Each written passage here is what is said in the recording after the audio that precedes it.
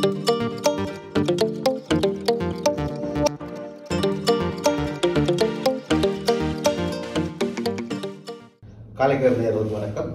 இன்னும் ஒரு நாட்டு நடப்பு அரசியல் அரட்டை நிகழ்ச்சியிலே நாங்கள் நடு அரசியல் அரட்டை அரசியல்னு சொல்லி பழகினது உண்மையாக சமூக பொருளாதார அரசியல் அரட்டை நிகழ்ச்சி. இது சமூக பொருளாதார அரசியல் அரட்டை நிகழ்ச்சியிலே நான் அனுராஜ், என்னுடன் இணைந்திருப்பவர் காலைக்கதிர் பிரதம ஆசிரியர் திரு பிரேமானந்த் அவர்கள். வணக்கம். வணக்கம். இப்போ ஒரு நாட்டில் எங்களுக்குள்ள, அதாவது இந்த ரீஜனுக்குள்ள பெரிய பள்ளிக்கூடம் அல்லது கல்வி இந்த உயர்ந்து நிற்கக்கூடிய யாழ்ப்பாணம் காலத்தில் சமூகத்தை வழிநடத்துறதுன்றதும் அது மட்டும் இல்லாமல் அவர் என்ன சொன்னாலும் மக்கள் அதுக்கு பின்னுக்கு நிற்கக்கூடியதான ஒரு பெரிய ஒரு கல்வி கட்டமைப்பு உண்டு. இன்றைக்கு யூனிவர்சிட்டி நடக்குமா நடக்காதா என்றதும் 4 வருஷத்துல முடிக்க வேண்டிய கோர்சஸ் நின்று கொண்டு போறதும் இல்லாட்டில் ஒரு ஒரு குழப்பங்கள் நிறைந்த போதைப் பொருள் மையமாக அந்த மாதிரி சிலரால நேம் பண்ணப்படுது. அது மட்டும் இல்லாமல் அவர்களுடைய அரசியல் வெளிப்பாடுகளை சனம் கண்டுகொள்வதே இல்லை என்ற, அதாவது ஒரு காலத்துல யாழ்ப்பாண பல்கலைக்கழகம் ஒரு முடிவெடுத்தால் மக்கள் அது கெடுகல்வி இல்லாமல் அதுக்கு பின்னுக்கு போகக்கூடிய பல்கலைக்கழகம் இல்லை, யாழ்ப்பாண தனியாதான் சொல்லுவாங்க படியல் என்று நினைக்கிற ஒரு இடத்துல இருந்து இன்றைக்கு அவர்கள் எல்லாரும் போதைக்கு அடிமையானவர்கள் என்ற ஒரு முத்திரை குத்தப்பட்டு இது 2 விஷயத்துல பெரிய குழப்பங்களை கொண்டு நினைக்கிறேன். நாளைக்கு அந்த பல்கலைக்கழகம் என்றது அந்த கெப்பாசிட்டியில ஒரு கொஸ்டின் வரும். எல்லாரும் பல்கலைக்கழக மாணவர்கள் என்றோடனே அவங்க முடியாது என்ற மாதிரி ஒரு பிராண்டிங் இருக்கு. இல்லை, அது அப்படி இப்படி இருந்தாலும் நாளைக்கு உங்களுடைய ஆசிரியர்களே சொல்லி நம்ம சொல்லலாம் முந்தியே அது இருக்குது. வெள்ளைகளுக்கு போறது, குடிக்கிறது, என்ன வளவியல் முதல் கேட்டால் குடிக்கப்படுறது, அந்த மாதிரியான ஒரு இங்கே இல்லை. அது இலங்கை முழுக்க இருக்கிற எல்லா பல்கலைக்கழகத்துலையும் அந்த மாதிரி ஒரு இப்போ அது இங்கே என்னவா வளர்ந்துருக்குன்னா நீங்கள் இப்போ போதவரசுக்கு அடிமையாகிறவர்களாக அந்த மாதிரி விமர்சிக்கப்படுது. அப்படி ஒரு தோட்டப்பாட்டை உருவாக்குறதுக்கு முயற்சிகள் நடந்தால் நினைக்கிறேன். பகுதி என்னன்னா உண்மையில போதவஸ்தோட கைது செய்யப்பட்ட ஆட்களை நிர்வாகம் போய் போலீஸோட காய்ச்சி நீதிமன்றங்கள்ல போய் உத்தரவாதம் கொடுத்தெல்லாம் மீட்டு கொண்டு வந்து வைக்கும் போதெல்லாம் இந்த பிரச்சனை வேற இல்லை. ஆனா இன்றைக்கு அது அவ்வளவு பெரிய பிரச்சனையா இருந்துச்சு. இதுல நாங்கள் நடுகாம சொல்ற விஷயம் தான், எங்களுக்கு இன்சிடென்ட்ஸை எங்களுடைய பார்வையில இருந்து எங்களோட கோணத்துல இருந்து டீகோட் பண்ணணும் என்று சொன்னா நிறைய விஷயங்கள் நடக்கும். ஏன் நடக்குது, முன்னுக்கு பின்னுக்கு அதனுடைய ஆதி அந்தங்கள் எல்லாருக்கும் தெரிய வருது இல்லை, எல்லா இடமும் அறிக்கைப்படுத்தப்படுறதும் இல்லை. அதுதான் உண்மையான விஷயம். சில நேரங்களில் அது நிறைய கஷ்டமா இருக்கும். எழுத்து வடிவில பிரசன்ட் பண்றது, பத்திரிகைகள், ஊடகங்கள், ஈவன் ஃபேஸ்புக்கில் பத்திரிகைகள் அந்த அந்த நேரத்து செய்தி, அதுக்கான பரபரப்பு, சென்சேஷன்ஸை தானே பொதுவாக பிளேஸ் பண்ணி கொண்டு போறதுனால அந்த பின்னணி விஷயங்கள் பெருசா முதன்மைப்படாது. அப்படியே அதை என்னாலும் கட்டுரைகளாகவும் அது திறமை வாசிக்கிறோம் என்று சொல்றது இல்லை. வெங்கட இந்த அரட்டையே லென்த் கூட போகுது கம்ப்ளைண்ட்டுக்கு போகுது. அவ்வளோ வாசிக்கிறதுக்காக இப்போ கேட்கறதுக்காக ட்ராவல் சும்மா ஒரு கரையில இருந்து கதைக்கிறத கேட்கறதுக்கு கீரடியா இல்லாத போகுது. இதுலேயே அந்த கம்ப்ளைண்ட் ஷோட்டா முடிஞ்சிடும். சரி, ஓகே. என்ன உண்மையிலேயே இப்போ வெள்ளக்கழகம் ஒரு ஒரு கலங்கி தெளிஞ்சிருக்கு. என்ன நடந்தது, ஏன் நடந்தது, பிரச்சனை ஆரம்பித்த புள்ளி அல்லதா இந்த பிரச்சனை பெரிதாக வெடித்தது என்பது இது ஒரு மாணவர் ஒழுக்காற்று பிரச்சனை. மாணவர்கள் மீது பல்கலைக்கழக நிர்வாகம் ஒரு ஒழுக்காற்று நடவடிக்கை எடுக்குது. அந்த ஒழுக்காற்று நடவடிக்கை மிக நீண்ட காலமாக போகுது என்று மாணவர்கள் கருதிய காரணத்தினால மாணவர்கள் ஒரு கட்டத்தில் அந்த ஒழுக்காற்று நடவடிக்கையை நிறுத்துங்கோ, எங்களை உள்ள விடுங்கோ படிக்கிறதுக்கு உண்ணாவிரதம் வைக்கலாம். ஓகே, அது எப்போ ஸ்டார்ட் பண்ணது இந்த பிரச்சனை? இதுக்கு ஒரு வாரத்துக்கு முன்னாடி, ஒரு வாரத்துக்கு முதல் ஆரம்பிக்குது. ஓகே, இல்லை நான் கேட்குறேன், அந்த ஒழுக்காட்டு நடவடிக்கை எடுக்கப்பட்டது அது வெவ்வேறு தரப்பினர் இருக்கிறான். அதுக்குள்ள வெவ்வேறு பீடங்களை சேர்ந்த விஞ்ஞான பீடத்தை சேர்ந்தார்கள், கலைப்பீடத்தை சேர்ந்தார்கள். இல்லை அந்த ஒழுக்காட்டு நடவடிக்கை எடுக்கப்பட்டதாக சொல்லப்படுற இந்த லிஸ்ட்ல இருக்கிற 2 பேர் ஏற்கனவே பாசம் வெளியிலே போய் நீங்க பேசப்படுற பிரச்சனைகளோட சம்பந்தப்பட்டவங்க 2 பேர் வெளியில போயிடணும். மீதி 2 பேர் இன்னும் 2 மாசத்துல போயிடும். இந்த மாதிரி எல்லாம் இருக்கக்கூடிய ஆட்கள். அதனால அது ஒழுங்காற்று நடவடிக்கை தொடக்கப்பட்ட காலம் என்பது ஆக கூடுதலாக 8 மாசமும் ஆக குறைவாக 1 மாத கால பகுதியையும் கொண்டது. சரிதான். ஆனா அவர்கள் எல்லாரும் ஒன்றாக சேர்ந்து கொண்டு ஒரு கோரிக்கையை முன்வச்சு ஒரு போராட்டம் நடத்தினர். இந்த போராட்டம் என்றது வெறுமனே ஒரு நிர்வாகத்துக்கும் மாணவர்களுக்குமான ஒரு பிரச்சனை. அந்த பிரச்சனை தொடங்கின புள்ளி இதுதான். இந்த மாணவர்கள் தங்களை உள்ள வாங்க சொல்லி ஒரு உண்ணாவிரத போராட்டம் நடத்தினா, அந்த உண்ணாவிரத போராட்டம் நடத்தின 2வது நாள் பல்கலைக்கழகத்தினுடைய பேரவை கூடி இவர்களுடைய பிரச்சனை என்னன்னு ஆராய்ந்த இடத்துல இவர்கள் மீது தவறு இழைக்கப்பட்டதாக இவர்களுக்கு எதிராக நடத்தப்பட்ட விசாரணை அறிக்கைகள் எல்லாம் சொல்லுது என்றதெல்லாம் இருக்கு. அவர்கள் தவறு செய்திருக்கணும் என்றதெல்லாம் ஒத்துக்கொள்ளுது. அந்த அறிக்கையும் இவர்கள் மீது தவறு இருக்கு, அதனால இவர்களுக்கு தண்டனை கொடுக்கணும். சிறிய அதாவது இந்த பிரச்சனை பேசு பொருளாகி அது வெளியில பூதாகாரப்படுத்தப்பட்டு காட்சிப்படுத்தப்பட்டளவான குற்றம் இல்லை என்றாலும் கூட அவர்கள் மீது இந்த விசாரணை குழு சில குற்றங்களை கண்டறிஞ்சு அந்த குற்றங்களுக்காக ஒரு தண்டனையையும் அது பரிந்துரை செய்திருக்கு. ஆனா பல்கலைக்கழகத்தினுடைய பேரவை அதை பார்த்த வரையில அந்த பேரவையில இருந்த பலருடைய அபிப்பிராயமாக இருந்தது என்னன்னா, ஒரு சட்டப்படி அந்த மாணவன் மீது ஒழுக்காற்று நடவடிக்கையை எடுத்திருக்க வேண்டிய காலப்பகுதிக்குள்ள இந்த பணிகளவை நிறைவேற்றப்படையில்லை. நான் சும்மா இதை இன்னும் ஈஸியாக ஒரு குற்றத்துக்கு தண்டனைகள் வரையறுக்கல ஆகுண்ட தண்டனை இருக்கு. 6 மாதங்களுக்கு மிகப்படாத சிறை தண்டனை, 50,000க்கு அதிகப்படாமலும் 6 மாதத்துக்கு மிகப்படாத அல்லது 2. இது மேக்சிமம்ன்றது ஒரு பனிஷ்மெண்ட். ஒரு குற்றத்துக்கும் வந்து பனிஷ்மெண்ட் வந்து மேக்சிமம் லெவல்ல போடுது. இப்ப இவர்கள் செய்த சின்ன குற்றத்துக்கு சும்மா நீங்க 1 வருஷம் சிறையில் இருக்கக்கூடிய ஒரு தண்டனைக்கு மரண கொடுத்தாச்சு இல்ல. தண்டனையினுடைய அளவல்ல இங்க பிரச்சனை.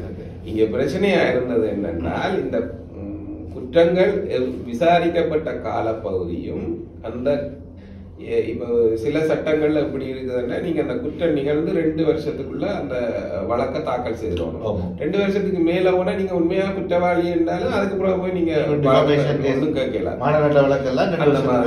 அது வந்த 2 வருஷத்துக்கு நீங்க கேஸ் ஃபைல் பண்ணி இருக்கணும். வழக்கை தாக்கல் செய்தா மட்டும்தான் நீங்க தொடர்ந்து வாதாட முடியும். 2 வருஷம் போயிட்டுதுன்னா வாதாடையில. இங்க பிரச்சனை அது மாதிரியாகும். இந்த மாணவர்கள் குற்றம் செய்தார்கள்னா அவர்கள் மீது ஆரம்ப கட்ட விசாரணையை நடத்துறதுக்காக அவர்களை 14 நாளைக்கு பல்கலைக்கழகத்துக்கு நுழைய விடாம ஒரு தடையை கொடுக்கலாம். சரிதானே? அப்படி கொடுத்ததுக்கு பிறகு அது சம்பந்தமான ஒரு ஆரம்ப கட்ட விசாரணையில அவர்கள் உண்மையில கிட்டம் இழைத்திருக்கிறதுக்கான வாய்ப்புகள் இருக்குன்னு நம்பினா அடுத்து ஒரு விசாரணை குழுவை வந்து நியமிச்சு அந்த குழு முறையான விசாரணையை நடத்தி இருக்கணும். அந்த முறையான விசாரணை 1 மாச காலத்துக்குள்ள முடிக்கப்பட்டு அவர்களுக்கு என்ன தண்டனை என்னன்றதை சொல்லி அது முடிக்கப்பட வேண்டும். இந்த கால வரையறைகளை எல்லாம் எல்லா கட்டத்திலையும் தாண்டிக்கணும். நிர்வாக ரீதியா இது ஒன்றும் முறையாக அந்தந்த காலப்பகுதிக்குள்ள நடக்கல. ஆனால் அந்த மாணவர்கள் வந்து பல்கலைக்கழகத்துக்கு நுழைய முடியாத தடை இருக்கு அந்த டைம். அதில் தாண்டி அவர்களுக்கு ஏதோ ஒரு வழியில 1 வருட காலம் உள்ள நுழைய முடியாத தடைகள் வந்து அவர்களுக்கு வழங்கப்பட்டிருக்கு. சரி, ஆனா அந்த சட்ட வலு என்ன என்றதை பற்றி அவர்களுக்கு ஒரு கேள்வி வந்து அல்லது அது பற்றிய ஒரு விழிப்புணர்வு அவர்கள் வந்த போது அவர்கள் அதற்கு எதிராக போராட தொடங்கினாங்க. இவர்கள் சட்டப்படி இல்லாம தங்களை தடுத்து வச்சிருக்கணும் என்ற உணர்ந்த தருணத்துல அவர்கள் போராட வந்தது. ஏன்னா கிட்டத்தட்ட சிலருக்குலாம் 8 மாசம் முடிச்சு இந்த பிரச்சனை நடந்து 8 மாசமா தான் அவுட் ஆஃப் பவுண்ட்ஸ்லாம் இருக்கணும், நுழையிறதுக்கு தடையா வைக்கலாம். அப்ப இன்னொரு 4 மாசம் போனா அது முடிச்சு அந்த தண்டனைகளே முடியும். ஆனா இவர்கள் போராடினதுனால இப்ப அது திரும்பி எடுக்கப்படும் போது அந்த ஒழுக்காற்று விசாரணை குழு சமர்ப்பித்திருக்கக்கூடிய அறிக்கையில குறிப்பிடப்பட்டிருக்கிற தண்டனையை கொடுக்கிறதா இல்லையான்றதான் இப்ப இந்த பேரவை ஆராயும். பேரவை ஆராயும் போது அது என்ன சொல்லுது, நீங்கள் முறைப்படி அந்தந்த உரிய காலத்துல இதுகள் எல்லாத்தையும் செய்திருந்தால் அவர்கள் முடிஞ்சே இருக்கலாம், பனிஷ்மெண்டே முடிஞ்சு போயிருக்கும். ஏன் நீங்க அதை செய்யல, அதை கொண்டு வரல இவ்வளவு காலம் அப்படின்னு சொல்லி அவ சொல்லிட்டு அப்ப அவர்களை இப்ப நீங்க கூட பக்கத்துல ஒரு தவறு இருக்குது, நிர்வாக பக்கத்துல ஒரு தவறு இருக்கிறதுனால இந்த 2 தவறுகளையும் ஓரளவுக்கு சமனாக்கி கொண்டு அவர்களை எச்சரித்து திரும்ப உள்ள விடுவோம் இருந்தது. அவருக்கு தண்டனை எடுத்துக்கொண்டு செய்யலாம். ஆனா பல்கலைக்கழகத்தில் இருக்கக்கூடிய பேராசிரியர்கள், முன்னாள் துறை தலைவர்கள், ஒழுக்காட்டு விசாரணை அதிகாரிகள், மார்ஷல்ஸ் அவையோட எல்லாம் பேசும்போது மினியாவே ஒவ்வொன்றும் சப்கோடிங்ஸ், அந்த இது, அந்த விதி, இந்த விதி, விதி, உபவிதி, உபவிதி, இப்படி எல்லாம் கணக்க சொல்லினேன்.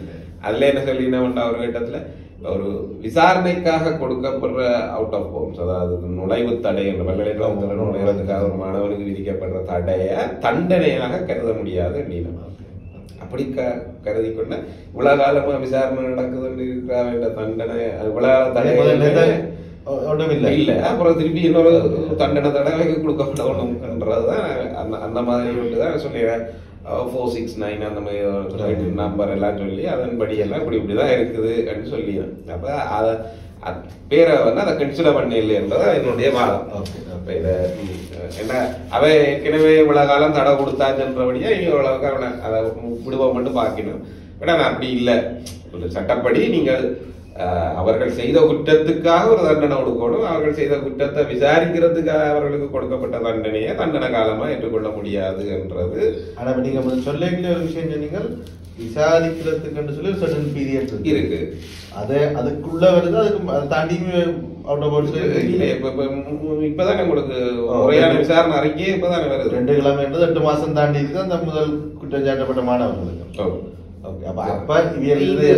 அது மாணவர்கள் தங்களுடைய அறிக்கைகள்ல டேட் வைஸா தாங்கள் சாட்டப்பட்டது, அது பற்றிய முதல் விசாரணை எப்ப நடந்தது, அதுக்கு அடுத்த விசாரணை எப்ப நடந்தது, பிறகு தங்களுக்கு எப்ப அவுட் ஆஃப் பவுண்ட் கொடுத்ததெல்லாம் நாங்கள் திகதி வாரியாக ஒரு சட்ட வழக்குக்கு ஏற்றவாறு தயாரிக்கப்பட்ட ஒரு ஆவணமாக அவர்கள் ஏற்கனவே வெளியே அங்க பல்கலைக்கழகத்திலேயே சட்டத்துறை இருக்கிற அவர்கள் அதெல்லாம் படிவா பொறுப்பாக ஏற்கனவே வெளியிட்டிருக்கோம். தெரியுது, அதெல்லாம் நாங்க திரும்பி அதுல இதண்ட இதுக்கு கீழே அதை அட் பண்ணிடலாம். அந்த அறிக்கைகள் அந்த டேட்டுகளோட பார்த்துக்கு அவர்கள் தெரிந்து கொள்ள விரும்பினா. பட் ஆனா நான் சமரைஸ் பண்றேன், இல்லாட்டி கூட திருப்பி பெருசா அதனால சமரைஸ் பண்றது என்னன்னா, இத வந்து பேரவை நிர்வாக போதாமைகள், அதாவது ஆங்கிலத்தில் அட்மினிஸ்ட்ரேட்டிவ் லேப்ஸ் என்று சொல்லி, சரிதானே, அந்த போக்கும் சொல்ல முடியாது, இல்ல போதாமைகள் அல்லது அதை சரியா கையாளாத கவனை அந்த மாதிரி ஏதோ அந்த லப்சஸால போதாமை தான் செய்ய வேண்டியதை செய்திருக்கேன். அதுகளும் இருக்கிறதுனால இவர்களை ஒரு எச்சரிக்கையோட விடலாம் என்று ஒரு முடிவு எடுக்கணும். அந்த முடிவுக்கு வந்து கலைப்பீடாதிபதி உடன்படையில. இந்த முடிவு எப்ப எடுக்கப்பட்டது? இது எடுக்கப்பட்டது 26ஆம் தேதி. சரிதானே, எடுக்கப்பட்ட உடனே அதை பற்றி அந்த பேரவை கூட்டம் முடிந்த உடனே அந்த உண்ணாவிரதம் இருந்த மாணவர்களுக்கு சொல்லப்பட்டு அவர்கள் சரி என்ன நம்மளோட போராட்டம், தங்கள போராட்டம் பற்றி அது வரைக்கும் எந்த பிரச்சனையும் இல்லை. அதாவது அது ஒரு வழக்கமான ஒழுக்காது இடையண்டாக்குறது தானே. மாணவர்கள் அவர் உள்ள ஏதாவது தவறு செய்யணும், அப்புறம் அவர்களுக்கு விசாரணை வச்சு ஒரு தண்டனை கொடுக்கணும். தண்டனையை ஒன்றில் ஏற்றுக்கொண்டு பேசாம போராட்கள் இருக்கிறாங்க. இல்லை சிலர் அப்படி இல்லைன்னு சொல்லி கொஞ்சம் இதாண்டு திருப்பி ஒரு ஆசிரியர் மாணவர்கள் பாடசாலையில இருந்து பெரிய பாடசாலைகள் இருந்து உயர்நிலை நிறுவனங்கள் வரைக்கும் ஒழுக்கமாக படிச்சு போகணும் என்றுதான் அங்க இருக்கிற ஆசிரியர்கள் நினைப்பினம்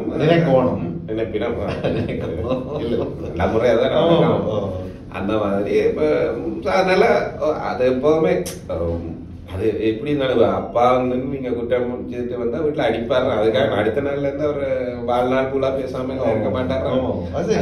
அடிக்கிற நேரம் கோபமா அடிச்சாலும் அதுக்கு பிறகு அடுத்த ஒரு மணித்தியாலத்துல இருந்து புள்ளதான், அப்பா பிள்ளைதான். அந்த மாதிரி ஒரு உறவு நிலை தான் அங்கேயும் இருக்கும். சரிதான், தவறு இழைச்சா தண்டிக்கணும், தண்டிக்கிறது திருந்துறது. அப்ப அதனால பிறகு அவர் திருந்திட்டார் உணர்ற போது தண்டனைகள் குறைக்கப்படுறதும் அல்ல, அந்த தண்டனைகள்ல நிகழ்வுகள் கடைபிடிக்கப்படுறதும் எல்லாம் எப்போதுமே பல்கலைக்கழகங்கள்ல வடமைகள் சட்டத்திலே இருக்கு. குற்றவாளி என்று சொல்லி நீதிமன்றத்தால் தீர்ப்பளிக்கப்பட்டதற்கு நன்னடத்தை காரணமாக விடுதலை, முன்கூட்டியே விடுதலை செய்யறது, பரவல் கொடுக்கறது எல்லாமே இருக்கு. அது மாதிரி ஒரு அப்ப இந்த விஷயம் இப்படியே இருந்திருந்தா அந்த 26ஆம் தேதியோடய முடிஞ்சு போயிருக்கு. சரிதான். ஆனா என்ன ஆயிட்டுதுன்னா, அந்த பேரவையினுடைய முடிவை கலைப்பீடாதிபதி ரகுராம் எதிர்க்கிறார். இல்லை இந்த மாணவர்கள் செய்தது பாரதூரமான குற்றம், அவர்கள் அப்படி தண்டனை இல்லாமல் நீங்கள் எடுக்க விடையில்லாது. இந்த ஒழுக்காற்று சபை என்ன தண்டனை கொடுக்கணும்னு சொல்லியிருக்கோ அதை நீங்கள் நிறைவேற்ற வேண்டும். அப்படி நிறைவேற்ற இல்லைன்னா நான் இந்த பதவியிலேருந்து விலகுவேன்னு சொல்லி அவர் அங்கேயே சொல்றார்.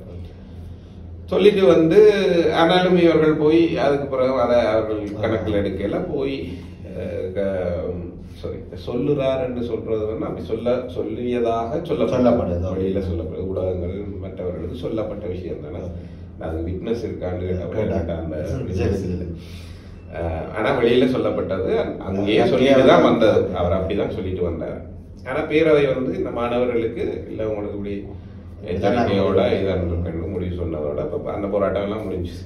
ஆனா அதுக்கப்புறம் அன்று இரவு என்ன நடக்குதுன்னா கலைப்படாதவர் தன்னுடைய பதவியிலிருந்து விலகிட்டார். அப்படின்ற பேரவையினுடைய முடிவு தவறானது என்றதை எதிர்த்து கலைப்படாதபடி பதவி விலகிட்டார் என்ற செய்தி பரப்பப்படுது. எல்லா ஊடகங்களுக்கும் போயிட்டு அதுல இருந்து அது பற்றி ஏறிய தொடங்கும். அதுக்கு அடுத்த நாள் 27ஆம் தேதி காலையில கலைப்பிட மாணவர் ஒன்றியத்தினுடைய தலைவரும் அந்த ஒன்றியத்தினுடைய உறுப்பினர்கள் என்று கூறப்பட்ட சிலருமாக ஒரு செய்தியாளர் மாநாடு நடத்தினோம். செய்தியாளர் சந்திப்பொண்டு அந்த சந்திப்பில் அவர்கள் என்ன சொல்லினோம்னா இந்த ஏற்கனவே தவறிழைத்தவர்களாக கண்டறியப்பட்ட மாணவர்கள் அவர்கள் எல்லாருக்கும் இந்த ஒரு போதையோட தொடர்பு பெற்ற அதனாலதான் அவர்கள் குற்றம் அழைக்கிறார்கள் என்ற சாரப்பட நேரடியாக காட்டியில் ஆனால் சாரப்பட தேவையில்லாத சில விஷயங்களும் அன்வான்ட்னு சொல்லுவாங்க.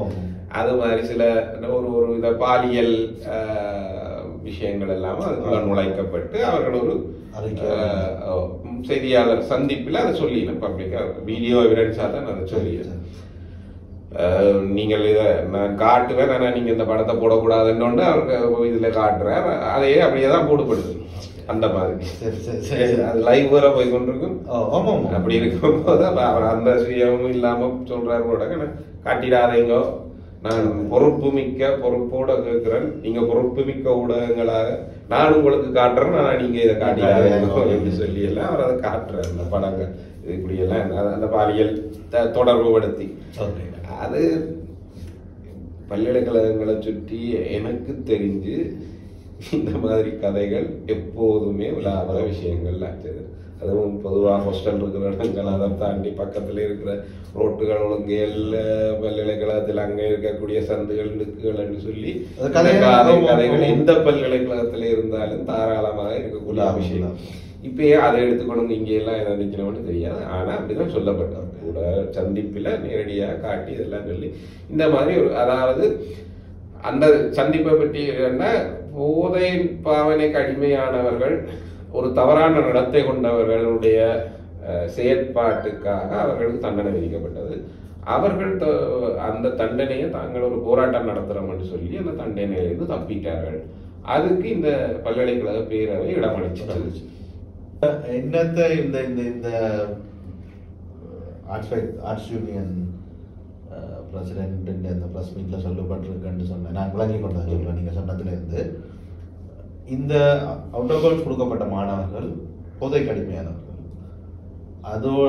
அதன் காரணமாக நேரடியாக அவர்கள் சொல்லல. பட் அதன் நீங்க புரிந்து கொள்ள வேண்டியது அப்படி நீங்கள் அந்த இதன் மூலம் அவர்கள் பாலியல் துன்புறுத்தல்களையும் வேற சில பிரச்சனையான விஷயங்களையும் ஈடுபடினோம். அதனபடியால அப்படி ஈடுபடுகிறவர்கள் தவறிழைத்திருக்கிறார்கள். ஓகே, அதாவது அடிமையாகி போதைக்கும் அடிமையானவர்கள், பாலியல் துர்நடத்தையும் கொண்ட மாணவர்கள், இவர்கள் ஒரு குற்றத்தை இழைத்திருக்கிறார்கள். இந்த குற்றம் இல்லை, இது அதுக்காக அந்த பின்னணி கொண்டவர்கள் இந்த குற்றத்தை இழைத்திருக்கிறார்கள். அந்த குற்றங்களுக்காக அவர்களுக்கு தண்டனை வழங்கப்பட்டிருக்கிறது. அந்த தண்டனையை இந்த பேரவை நிறுத்திட்டது. ஆகவே இந்த பேரவையினுடைய முடிவை நாங்களும் எதிர்க்கிறோம். முக்கியமாக ஏன் எதிர்க்கிறோம்னா இந்த பல்கலைக்கழக சூழல்ல இருந்து இந்த மாதிரியான போதைப் பொருள் பயன்பாடு அது இதுக்காக அதையெல்லாம் நாங்க எதிர்க்கிறோம். ஸோ அது இல்லாம பண்ணணும்னா நாங்க இந்த போராட்டம் நாங்க ஒரு சாத்வீக வழியில நாங்கள் இதுக்கு எதிராக போராட்டம். அது என்னதுக்குன்னா அவர் வரணும், விடாதவரை திரும்ப வரணும். ஏன்னா அவர் அதுக்கு எதிராக தான் அந்த நிலைப்பாட்டை எடுக்கிறார். இதுல எனக்கு இந்த சப்ஜெக்டுக்குள்ளே இன்னொரு கன்ஃபியூஷன் இருக்குது. இந்த பல்கலைக்கழக மாணவர், அதாவது ஆர்ட்ஸ் ஃபேக்கல்டி கலைப்பட மாணவர்களுடைய தலைவர் வச்சிருக்க குற்றச்சாட்டு மிக பாரதூரமானது.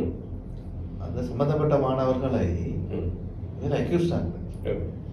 அதுக்கான ப்ராப்பரான அவை மட்டும் இல்லை, ஏன்னா அவரை பேர் குறிப்பிட்டு சொல்ல இல்லை. பல்கலைக்கழகத்துல இந்த மாதிரி பழக்கங்கள் நடக்குது, இந்த மாதிரி குற்றங்கள் எல்லா மாணவர்களையும் தான் விட்டுருக்காங்க. எல்லா மாணவர்களையும் குற்றம் அது பொதுப்படையான கருத்து. நான் கேட்கறது இவர் அந்த அந்த பெரும்பாலான மாணவர்களுக்கு இவர்கள் இருக்கணும், இவர்கள் ஸ்பெசிபிக்கானவர்கள். அதே நேரம் இவர் இந்த பேரும் அதுல 2 பேர் இருக்கணும். இல்ல நான் அவரை சொல்லி என்று கூட இல்லை, இவ்வளவு பேரும் அப்படிப்பட்டவர்கள் என்று குற்றஞ்சாற்று அளவுக்கு அவருக்கு அந்த இதுக்கு உண்டு, அவருக்கு அந்த அதிகாரம் இல்லை, அந்த இது இருக்குது. அவர்தான் படம் காட்டினாரு. நான் திருப்பி சொன்னா அவர் சொன்னதை நான் திருப்பி சொல்லுவேன், அதுல என்ன படம் ஏதுன்னு நான் சொல்லல. ஆனா அந்த அவர் ஆதாரமாக ஒரு இடத்துல ஒரு பொருள் இருக்கிறத படமா காட்டுறேன். நான் அதை கேட்கல. அப்படி குற்றஞ்சாட்டுறது ஒரு இது என்ன நீதிமன்றத்தினூடாக குற்றம் உறுதி செய்யப்படாமல் ஒருத்தர் குற்றம் சாட்ட முடியும். இவன் கொலை செய்தா கூட அந்த குற்றச்சாட்டு முதல்ல அவர்கள் மீது பல்கலைக்கழகத்திலே இல்லை. அதுதாங்க ஒருத்தர் கொலை செய்திருந்தா கூட அவர் கொலையாளி என்று சொல்லி நீதிமன்றம் உறுதிப்படுத்தாத வரைக்கும் நாங்கள் சொல்ல முடியாது. சந்தேக நபர் என்றது அது இப்ப அவர் சந்தேக நபர் அடையாளப்படுத்தப்பட்டால் போலீஸார் மினிமம் குற்றஞ்சாட்டப்பட்டால் தான் அவர் சந்தேக நபராகவே அடையாளப்படுத்தப்படுவார். நீதிமன்றம் நிரூபிக்கும் வரைக்கும் அவர் கொலையாளி இல்லை. அப்படி இருக்கும்போது இப்படியான ஒரு ஸ்டேட்மெண்ட் பப்ளிக்ல ஒரு பிரஸ் மீட்ல இதுல ஒரு பாரதூரமான விஷயம். அதுக்கான பின்னுளையில என்னன்னு தெரியல. சரி, நான் சப்ஜெக்டுக்கு வரலாம். ஆனா அதுதான் இப்ப நீங்க சொல்ற அந்த பாரதூரம் தான் இந்த பிரச்சனையை பெருசாக ஒரு கயோஸ் சிச்சுவேஷனுக்கு கொண்டு வந்தது, ஒரு பெருங்குழப்ப பரிணாமத்துக்கு வளர்த்தது. அதுதான் இல்ல இந்த ஸ்டேட்மெண்ட் நம்பினால் உண்மையா பெரிய பிரச்சனை இருக்கு. இது நாங்க வாழ்றது சோசியல் மீடியா அடிச்சு நான் சொன்னாலே அது போகும்டா. இது நான் சொல்றத விளங்குதான், அதுக்கு மேல விளங்கப்படுத்த ஒரு கலைப்பிட பீடாதிபதி ஒரு இத போராட்டத்தை முன் ஆக்சுவலி தன்னுடைய பதவியை ராஜினாமா செய்கிறார். அது பின்னால இதுக்காகத்தான் ராஜினாமா செய்திருக்காருன்றபடியால மாணவர்களுடைய தலைவர் வந்து சொல்றாரு பெரிய விஷயம். காவி திரியறதுக்கு சோசியல் மீடியாக்கள் எல்லாம் இருக்கிறதுனால மக்கள் மத்தியிலேயும் அது அப்படிதான் போய் சேர்ந்திருக்கு. இப்ப கடந்த நேற்று முந்த நாள் தவிர்த்து அதுக்கு முதல்ல இந்த செய்திகள் வந்த அடுத்தடுத்த நாட்கள்ல ஒரு பல்கலைக்கழகத்துல இருந்து 2 வருஷத்துக்கு முதல் பாஸ் அவுட் பண்ண ஒரு ஆளை கேட்கும் போது எல்லாம் இப்போ மோசமா போயிருக்குதான் எனக்கு பதில் வந்து அது அப்படிதான் நம்ம அப்படியான சில விஷயங்கள் ஈஸியாக அக்செப்ட் பண்ணும். கொசிப் கம்யூனிட்டி தானே. அப்ப அப்படியான ஒரு விஷயம் ஆதாரம் இருக்கு. நான் அந்த படத்தை பற்றி அதுல என்னதை காட்டினதுன்னு சொன்னேன். இதுக்கு வியூஸ் இன்னும் நிறைய ஆனா அதையே அதை பேச இல்லைன்னா தேவையில்லாத விஷயம் இல்ல. அது அது உண்மை இல்லைன்றது யார் வேணும்னாலும் அப்படியே பொருளை வச்சு படம் எடுக்க முடியும். நீங்க குடிக்கிறீங்கன்னு நிரூபிக்கணும் பண்ணிட்டு உங்களோட மேசையில போத்துல வச்சு படம் எடுத்து இதை இவரான் குடிச்சவர்னு நான் சொல்லியிருக்கேன். கண்டிப்பா இப்ப சும்மா வைக்கணும். ஒரு ஆள் ஒரு போத்தில் இருக்கிற ஒரு மது போத்தில் இருக்கிற ஒரு டேபிள்ல அவரே அந்த போத்தலுக்கு பின்னுக்கு இருந்தா கூட இதை இவரான் குடிச்சவர்னு சொல்ல முடியாது. உண்மையா பொதுவான இந்த மது பார்ட்டியெல்லாம் பாத்தீங்கன்னு சொன்னா ஒரு டேபிள்ல 5 பேர் குடிச்சா அட்லீஸ்ட் ஒரு 3 பேர் ரெண்டாலும் குடிக்காதவங்க இருக்கணும் அந்த டேபிள்ல. அதனால ஆதாரங்களாக வைக்கப்பட்டது அப்படியே. அதனாலதான் நான் அதுல என்ன இருந்ததுன்னு கூட சொல்றதுக்கு விரும்புகிறேன். அப்புறம் திருப்பி அந்த மாணவர்கள் மீது நாங்களும் ஒரு அப்ப இதுதான் பிரச்சனை. இப்ப இவர் ஏஎஸ்யூ பிரசிடென்ட் வந்து இந்த மாதிரி ஒரு அறிக்கையை வெளியில விட்டோன்னா அதை ஆதரிச்சு பிறகு கலைப்பீடாதிபதியும் ஒரு அறிக்கை வருவார். அறிக்கைன்னு இல்லை, அவர் ஊடகத்துக்கு காணொலியாக வழங்குறார். நாங்கள் இந்த மாதிரி இது போதையினுடைய அவர் நேரடியாக இந்த மாணவர்களை சம்பந்தப்படுத்தி சொல்லல, ஆனால் போதைக்கு எதிராக இந்த மாணவர்கள் போராட வலிக்கிட்டு இருக்கிறார்கள். அப்போ அதை வந்து நாங்கள் சப்போர்ட் பண்ணணும். அதை இந்த பல்கலைக்கழகத்தில் இருந்து இதை ஒழிக்கிறதுக்கான ஒரு நடவடிக்கை எடுக்கணும் அப்படி இப்படின்னு அவரும் அதை சப்போர்ட் பண்ணி ஒரு இது வருது, ஒரு வீடியோ ஒன்று வருது. அப்போ இதெல்லாம் ஒன்றோடு ஒன்று இணைக்கப்பட்டு ஊடகங்கள் என்னைக்குமே நினைக்கிறேன் செய்தியாளருக்கு பரபரப்பா இருந்தா சரியானு ஊடகங்கள் எல்லாத்தாலையும் காவல்படும். அது மட்டும் இல்லை, சும்மா ரோட்ல போற ஆள் பல்கலைக்கழகத்தில் எப்படி நடக்குதாமட்டா அது ஊடகங்கள் காண முடியாது. அது ஒரு பொறுப்பு. அங்க இருக்கக்கூடிய ஒரு பொறுப்பு வாய்ந்த அதிகாரி பட்டுப்படி ஒரு அறிக்கையை விடைக்குள்ள அதை மக்களுக்கு கொண்டு கண்டிப்பா செய்யணும். மக்கள்கிட்டையும் போகுது, மக்களும் அதை பற்றி ஒரு இது வந்தாண்ட அதாவது 27ஆம் தேதி இது எல்லாம் நிகழும் போது, இந்த 2 சம்பவங்களும் நிகழும் போது பல்கலைக்கழகத்தினுடைய ஆசிரியர் சங்கம் தன்னுடைய உறுப்பினர்களை எல்லாம் அவசரமாக கூட்டி ஒரு முடிவு எடுக்குது. என்னன்னா அவர்கள் திரும்ப திரும்ப வலியுறுத்துற விஷயம் என்னவாக இருந்தது, அவர்களோட துணைவேந்தருக்காக கடிதமாகவே கொடுத்திருக்கிறாங்க. அந்த கடிதத்தில் என்ன வலியுறுத்தி இருக்கணும்னா, கலைப்பீடாதிபதி தன்னுடைய பதவி விலகி போறதுக்கு இந்த ஒழுக்காற்று நடவடிக்கையை நீங்க மீளப்பெற்றதுதான் காரணம். இதுதானே அந்த பேரவை மீளப்பெற்றதுதான் காரணம். அப்படி மீளப்பெறப்படுவதற்கு காரணமாக இருந்தது அட்மினிஸ்ட்ரேட்டிவ் லேப்ஸ் சொல்லினார். நேரடியாக துணைவேந்தரை குற்றம் சாட்டி, உங்களுடைய தவறுதான், நீங்கள் சரியான நேரத்தில் இந்த விசாரணைகள் நடத்தி இந்த தண்டனையை கொடுக்காம விட்டதாலதான் பேரவையே இந்த மாதிரி ஒரு முடிவு எடுக்க வேண்டி வந்தது.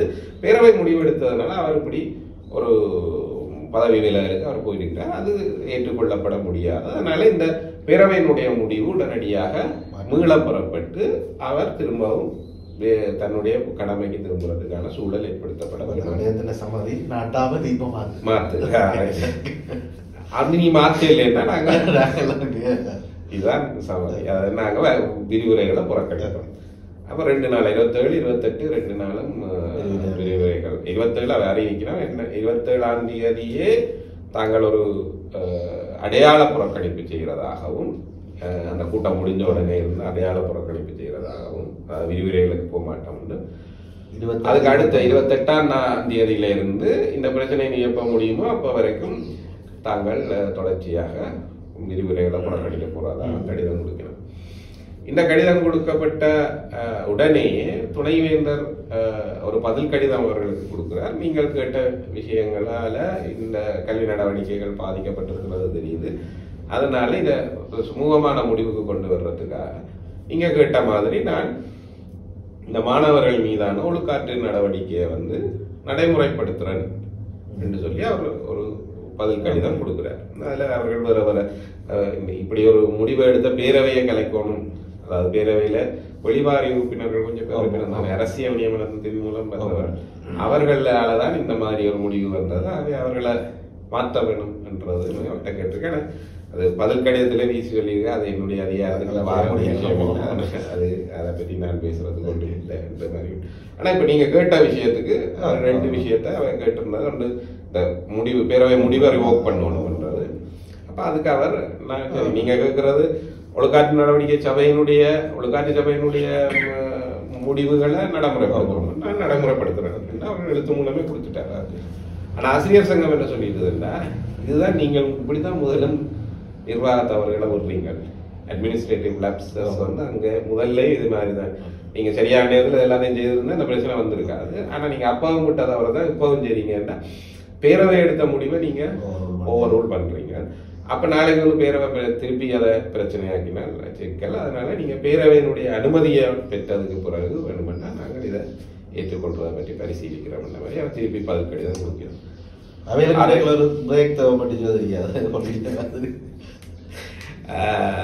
இல்ல இல்ல எங்கட ஒரு பரவாயில்ல 64 வரிசையான கடின்னு சொல்லி அதுக்கு பிறகு அந்த அப்ரூவல் எடுத்துதான் நாங்கள் உடனடியாகன்றது கொஞ்சம் அவர்களை பொறுத்த வரைக்கும் அவர்களுக்கு இந்த மாணவர்கள் சொல்ற போதை விஷயங்கள் அதெல்லாம் பேசப்பட்டிருந்தாங்க கூட, அவருடைய கூட்டத்தில் அதை பற்றி எல்லாம் பேசப்பட்டிருக்கு. அவை என்ன அளவுக்கு மீறிய போதையால் இந்த முரண்பாடுகளை தீவிரப்படுத்துறதுக்கான காரணம் அவர் பார்க்கிறார். சரிதான், அதெல்லாம் பேசப்பட்டிருந்தாங்க. அவர்களுடைய கடிதத்துல அதை பற்றி எதுவும் இல்லை.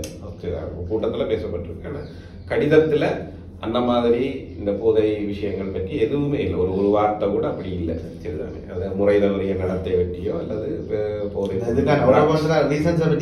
கலைக்கல. விஷயம் தான் அங்க அதுல பேசப்பட்டிருக்கு. சரிதானே, அப்ப அதேண்ட நிலைப்பாடாக பெரும்பாலும் நான் அந்த கடிதத்துக்கு கூடாக உணர்றது என்னன்னா, துணைவேந்தனுடைய தவறுகள்லாம் இதுக்கு காரணம். நிர்வாகம் துணைவேந்தர் அதை 2ஆம் தடவை கொடுத்த கடிதத்துல அதை நேரடியாக வர சுட்டி காட்டியும் இருக்கிறோம். இந்த அட்மினிஸ்ட்ரேட்டிவ் லேப்ஸுக்கு காரணமே நீங்கள் தான். அதனால திரும்ப வேண்டியது நீங்கள் தான் கூட நேரடியாகவே சுட்டி காட்டியிருக்கிறோம் அந்த கடிதத்தை திரும்ப செய்யாங்க.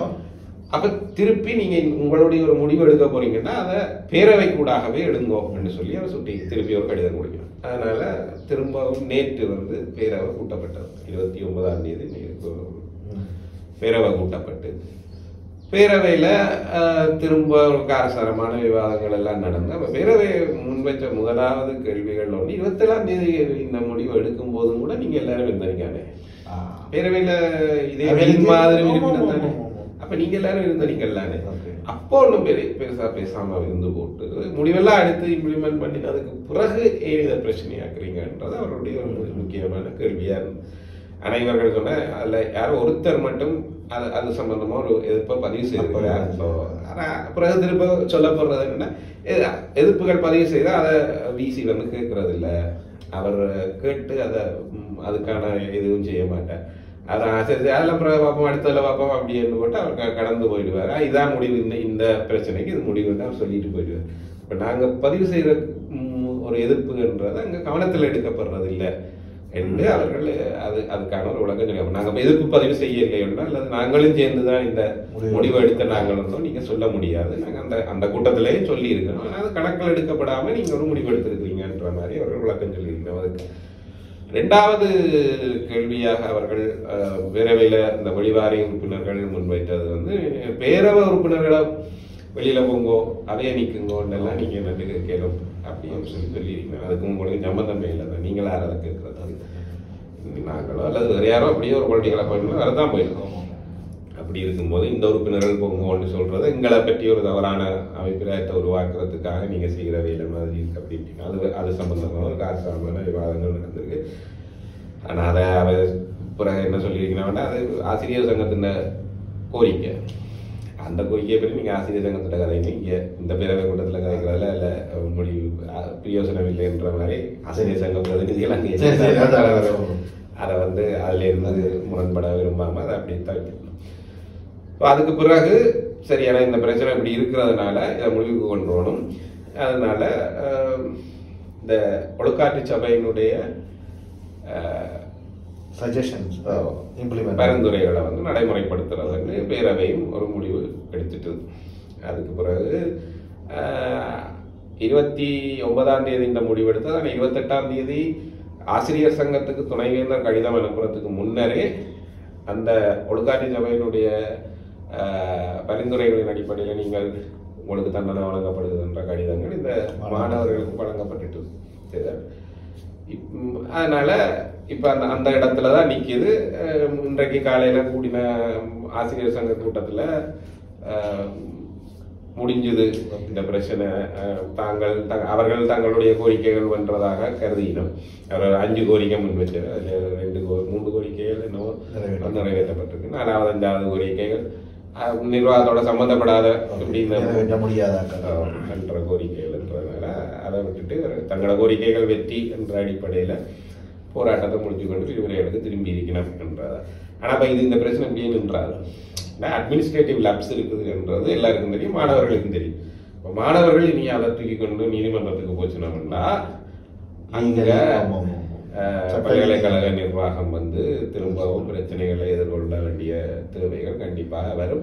முதல் பேரவை கூட்டத்திலேயும் இது சுட்டி காட்டப்பட்டுத்தான் இந்த தண்டனைக்கு போக வேண்டாம், எச்சரிக்கையோடு அவர்களை விடுவோம் என்று சொல்லப்பட்டது. அப்ப இப்ப இது என்னன்னா வெண்ட மாதிரியும் தான் வரும், ஆனா வராது அப்படின்ற கோரிக்கை வெண்ட மாதிரி தான். ஆனா அவர்கள் நீதிமன்றம் போனா இதுல நீதிமன்றம் போய் போராடி ஒருவேளை அவர்கள் வென்றாலும் ஆட்டோமேட்டிக்கா 2 மாசத்துல அதுல சிலர் பாஸ் அவுட் ஆகி போயிடுவாங்க. சிலருக்கு அந்த time period punishment time period இல்ல அது இப்ப என்ன இதை கருத்துல உள்ளாம தான் புதுசா அந்த பனிஷ்மெண்ட் போகுது. அவை ஒரு 3 மாதமே அவுட் ஆஃப் திருப்பி கொடுத்துருக்கீங்க போல. அந்த பனிஷ்மெண்ட்ன்றது 3 மாசம் அவுட் ஆஃப் சொன்னீங்க.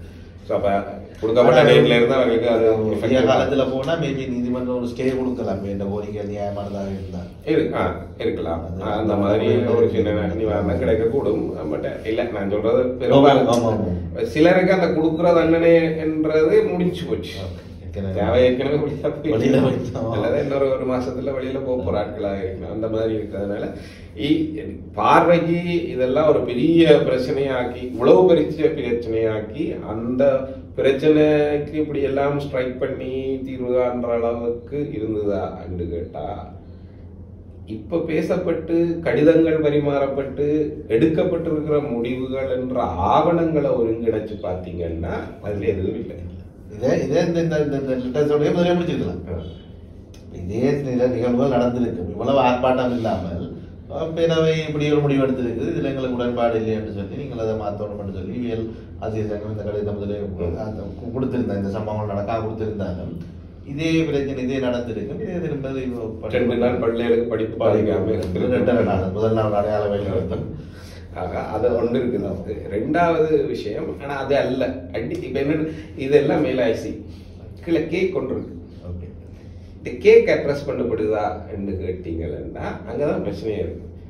ஆசிரியர் சங்கம் போராட்டம் ஏன் என்று கேட்டீங்கன்னா, இந்த அவர்த பதவியில விடாதிபதி பதவிகளினர் மாணவர்களுக்கு மீது ஒழுக்காற்று நடவடிக்கை எடுக்க இதெல்லாம் ஐசி. கீழே என்னன்னா இதுதான் நிர்வாக நடுக செய்த வேலை. உண்மையா இப்ப சில விஷயங்கள் அந்த எங்களுடைய குப்பைகளை நாங்களே கிண்டி மற்றாக்கள் அந்த மரத்தை கொடுக்க கூடாதுன்னு சொல்ற மாதிரி இது உண்மையா ஒரு எனக்கு பார்க்க நான் இந்த இந்த இந்த விஷயங்கள்ல இவ்வளவு ஸ்டடி பண்ணாமல இன்வால்வ் பண்ணாமல 2-3 செய்திகளாக கேள்விப்பட்டது.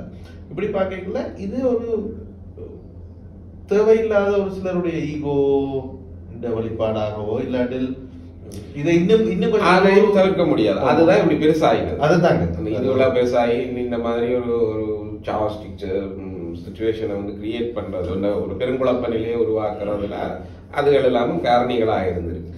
அதை விட்டுருவோம், அது முடிச்சு சரி. அதனால அது வழக்குக்கு போனா அது சட்ட ரீதியாக அணுகப்பட போற விஷயங்கள். அப்ப சட்ட ரீதியாக அங்க பல விஷயங்கள் சொல்லப்படும் தானே. அப்ப போத வசதி போகுதா, இந்த படம் எடுத்த பொருள் அங்க சான்று பொருள் போகுதா நீதிமன்றத்துக்கு எல்லாம் பார்ப்போம். அதை விட்டுருவேன். இப்ப என்னுடைய கேள்வி என்னன்னா, இந்த இந்த ஐசிங்குக்கு கீழே இருந்த கேக் இருக்குது தானே. இந்த கேக்ன்றது என்னன்னா, ஒரு மாணவர்கள் தவறு விடும்போது அந்த தவறுகள் குறித்து உரிய நேரத்தில் விசாரணைகளை முன்னெடுத்து அவர்களை நல்வழிப்படுத்துறதுக்கோ அல்லது தண்டனை நல்வழிப்படுத்த அந்த நல்வழிப்படுத்துறதுக்கான நடவடிக்கைகளை இந்த நிர்வாகம் எடுக்குதில்லை. அதுக்கு பதிலாக காலதாமதமாக்கி அந்த காலதாமதத்தை சாதகமா பயன்படுத்தி கொண்டு எந்த ஒழுக்காற்று நடவடிக்கைகளும் எடுக்கப்படாம போற ஒரு சூழல்லாம் நீங்க தொடர்ந்து நிலவுது. அதை எதிர்க்க வேணும். இந்த 2 நாள் ஸ்ட்ரைக் என்னத்துக்குன்னா அதுக்குதான். ஆனா இதன் பேர்ல இந்த மேல இருக்கிற ஐசிங், அந்த ஐசிங்கு மேல ஒருத்தர் ஷெரீப் பழங்குடியின மாதிரி போதை வஸ்தையும் பாலியலையும் கொண்டு சரி விட்டார். 2 சரியா இல்ல விட்டுட்டு.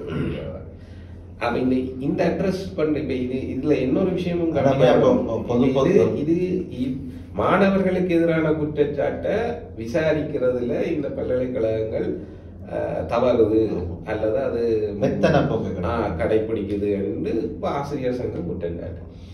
இதே குற்றச்சாட்டு நீண்ட காலமாக மாணவர் தரப்பிலே இருந்தும் இருக்குது. ஆசிரியர்கள் விரிவுரையாளர்கள் மீதான பாலியல் குற்றச்சாட்டுகள் தொடர்பாகவோ மாணவர் இந்த பல்கலைக்கழக நிர்வாகங்கள் இதே போக்கத்தான் கடைபிடிக்குது. மாணவர்கள் வெளியேறும் வரைக்கும் அந்த விசாரணைகளை இழுத்தடிச்சு அவர்கள் பாஸ் அவுட் பண்ணது கூட விசாரணை கைவிடப்படுற போக்கத்தான் இதை கைக்கொள்ளின வந்து மாணவர்கள் நீண்ட காலமாக குற்றஞ்சாட்டுற ஒரு பிரச்சனையும் இங்கே இருக்கு. நினைக்கிறேன் அது இப்ப டபுள் லேயர் கேக் இருக்குது. இப்ப அந்த டபுள் லேயர் கேக்ல யாராவது கை வைக்கிறதா இல்லையா என்றது பிரச்சனைலாம் தீர்க்கப்பட வேண்டிய பிரச்சனை உண்மையாதான். இது வந்து விசாரணைக்கு போகுமாக இருந்தால், ஒரு நீதிமன்ற வழக்காக மாறுமாக இருந்தால் இதெல்லாம் பூதாகாரம். சில விஷயங்கள் அப்படியே விட்டுட்டு போறதுதான். நாங்க நீதிமன்றத்துக்கு போயிட்டு என்ன செல்வோம், கட்சியா இருந்தாலும் திருத்தி அதுக்கான களத்தை லோகம் பண்ணி நாளைக்கு யாரும் காய்க்கலாம். இவ்வளவு காலமும் நாங்கள் இந்த பெரும் கல்வி நிறுவனத்தை பற்றி இவ்வளவு காய்க்கிறது. இன்றைக்கு இந்த சைடுக்காக ஒரு ஆள் காய்க்க வலிக்கலாம், மற்ற சைடுக்காக ஒரு ஆள் காய்ப்பாங்க. அது நார்மல் ட்ரெண்ட் தான். எல்லாம் ஓகே, நீங்கள் மாணவர்கள் மீது எடுக்கிறீங்கன்னு சொன்ன அதே குற்றச்சாட்டு ஓகே, ஆசிரியர் மீது மாணவர்களால் முன்வைக்கப்பட்ட குற்றச்சாட்டுகள் இது வரைக்கும் நடந்திருக்கு என்ன கேள்வி நச்சுங்க என்ன சொன்னா நான் சொல்றது ஒரு குற்றச்சாட்டு இல்ல. மாணவர்கள் போராட்டமே நடத்திருக்கணும் செய்யணும் சொல்லி ஏற்கனவே ஒரு விரிவுரையாளருக்கு எதிராக இந்த மாதிரி எல்லாம் போராட்டமாகவே அவர்கள் நடத்தியிருக்காங்க. ஒட்டுமொத்த பல்கலைக்கழக மாணவர் ஒன்றிய ஏற்பாட்டிலேயே அந்த போராட்டங்கள் எல்லாம் நடந்தது. இந்த மாதிரி தனித்தனி ஒன்றியங்கள் மாணவர்களுக்கு அவுட் ஆஃப் பவுண்ட்ஸ் கொடுக்குற மாதிரி அங்கே சம்பளத்தோட லீவ் கொடுத்து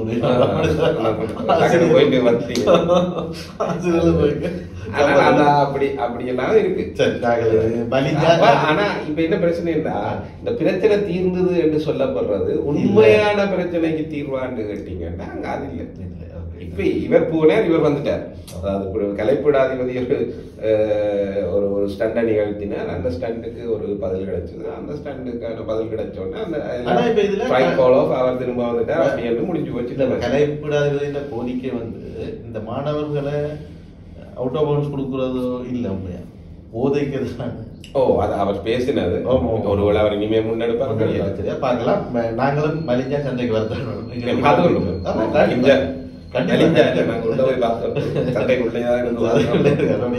சந்தை கட்டி பார்த்தாலே கேட்ல வந்தாலே எங்களுக்கு தெரிய வந்துருக்கிறேன்.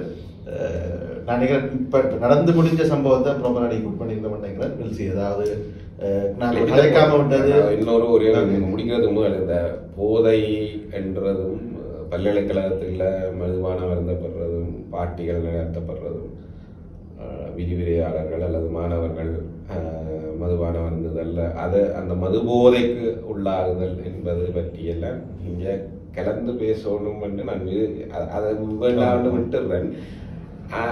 ஆனா இந்த போதைய இப்ப சொல்லப்படுற போதைய வகைப்படுத்துறதுல அது ஒரு முக்கிய தேவையா இருக்குது என்று நான் கருதுறேன்.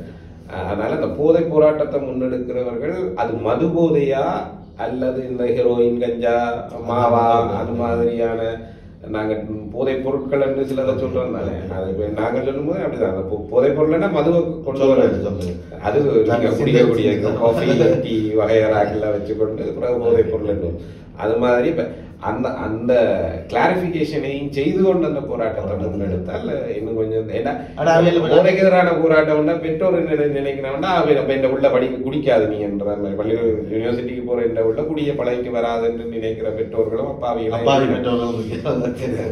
அப்படி. அப்ப நீங்க பிரஸ் மீட்ல ஏதாவது எவிடன்ஸ் மற்றதுக்கு வச்ச மாதிரி துப்பி இருக்கிறது இந்த படம் காட்டினது. துப்பல் இருக்கு, அதாவது கரை கரை அணே. இப்ப நீங்க திருப்பி டக்குன்னு அந்த பேருக்கு போறீங்க. நான் தெளிவா தான் சொல்றேன். துப்பி இருக்கிறதுக்கு படம் காட்டினேன். ஏன்னா எனக்கு அந்த அவர்கள் வீடியோல காட்டும் போது தெரிகிற படத்துல இருந்து அந்த துப்பல் மாவாப்பாக்கு துப்பலா அல்லது சாதாரண அறிகிற அளவுக்கு அனுபவமோ அதனால நான் அப்படி சொல்லிட்டேன். அது மாவாப்பாக்கு துப்பலான்னு உங்களுக்கு தெரிஞ்சா நீங்க சொல்லுங்க. இல்ல நீங்க சொன்ன லிஸ்ட்ல துப்புதே இல்லை. எனக்கு ஒரு ஜெனரல் நாலேஜ் துப்புதே இல்லை அப்படியால அப்படி சொல்ல பெட்டர் சும்மா கெஸ் பண்ண. நான் இந்த வீடியோ பார்க்கல கெஸ் பண்ண சில பிளாஸ்டிக் பொருட்களும் நாட்டப்பட்டிருக்க மாட்டேன். இல்ல அது பிளாஸ்டிக் துணியினால. ஓகே ஓகே சரி. அப்படியான பொருட்கள் தான் பரவாயில்ல. நாங்கள் திரும்ப இதுதான் சொல்றது. இது ஒரு சரியான முறையில் கையாண்டிருக்கப்பட வேண்டிய விஷயம். கட்டறிந்தவரால் அதை ஹேண்டில் பண்ண முடியாமல் போனது உண்மையாக வேதனைக்குரியது. பார்க்கலாம் என்ன நடக்க போகுதுன்னு சொல்லி அதில் நன்றி வணக்கம். நன்றி வணக்கம்.